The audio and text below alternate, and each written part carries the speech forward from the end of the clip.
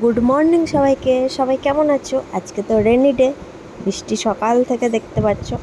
তো আজকে স্পেশাল কিছু রান্না না করলে হয়? আর আমি একা একা খাবো, তোমাদেরকে দেখাবো না, সেটা তো কখনোই করিনি।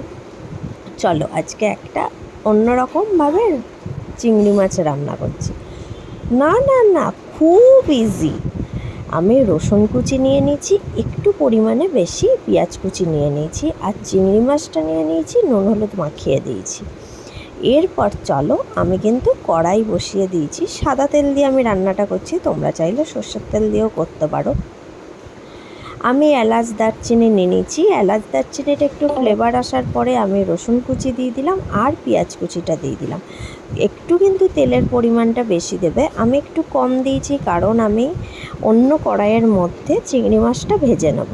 ওই যে চিংড়ি মাছ ভাজার তেলটা থাকবে, ওটা কিন্তু আমি এটার মধ্যে দিয়ে দেব। তারপর চলো, আমি অন্যদিকে আরেকটা কড়াই বসিয়ে দিয়েছি। এরপর আমি চিংড়ি মাছটা ভেজে নেব। চলো, তোমরা কিন্তু আমাকে বলো, আজকে বৃষ্টির দিনে তোমরা সবাই বাড়িতে কী রান্না করছো? চিনি তো সকালে স্কুল চলে গেছে, সকালে বৃষ্টিটা অতটা ছিল না, তাই জন্য চিনিকে স্কুলে পাঠিয়ে দিয়েছিলাম। তো এখন একটু পরে ওকে আবার আনতে যেতে হবে, দেখা যাক কীভাবে নিয়ে আসা যায়। তো চলো, চিংড়ি মাছটা এই পাশে ভাজা কিন্তু হয়ে গেছে। চিংড়ি মাছটা আমি তুলে একটা বাটির মধ্যে রেখে দিচ্ছি, আর এ পাশে পেঁয়াজটা একটু ভাজা ভাজা হয়ে গেলে আমি নুন হলুদ দিয়ে দেবো। একটু দেখো, মোটামুটি কিন্তু একটু ভাজা ভাজা হয়েছে। তো আমি এরপরে কিন্তু নুন হলুদটা পরিমাণ মতো দিয়ে দেব। আর এই রান্নাটা কিন্তু চিংড়ি মাছ যাদের ভালো লাগে তাদের তো খুবই ভালো লাগবে, আর যারা চিংড়ি মাছ খাও না তাদেরকে তো আর কিছু বলার নেই, কী আর করা যাবে। আমি কিন্তু বাঙাল ঘটি, জানো, দুটোই বলা চলে। মানে আমাকে সবাই বলে, তুমি বাঙাল না ঘটি? তুমি তো চিংড়ি মাছ খেতেও ভালোবাসো, ইলিশ মাছ খেতেও ভালোবাসো। কি বলবে বলো, আমার দুটোই খুব ভালো লাগে। যাই হোক, এবারে আমি কিন্তু নুন হলুদ দিয়ে দিলাম। নুন হলুদ দিয়ে দেওয়ার পরে আর একটু ভাজা ভাজা হয়ে যাওয়া অবধি আমি ওয়েট করে নেব। আর এপাশে দেখলে আমি কিন্তু চিংড়ি মাছটা কিন্তু ভেজে রেখে দিয়েছি।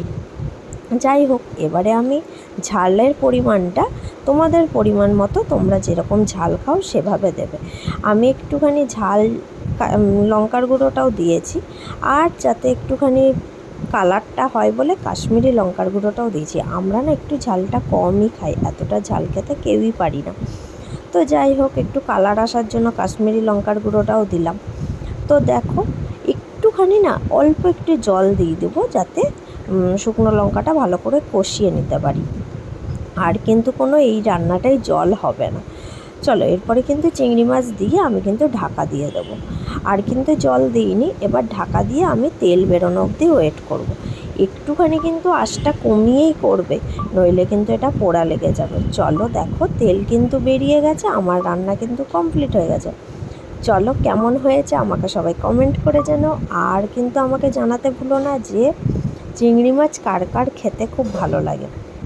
চলো, আজকে বৃষ্টির দিনে এই রান্নাটা আমি তোমাদের জন্য নিয়ে এলাম। তোমরা জলদি জলদি সবাই রান্নাটা করে নাও। আর কী দিয়ে আজকে ভাত খেলে আমাকে সবাই কমেন্ট করে জানো। চলো, ভালো থেকো, সুস্থ থেকো, টাটা।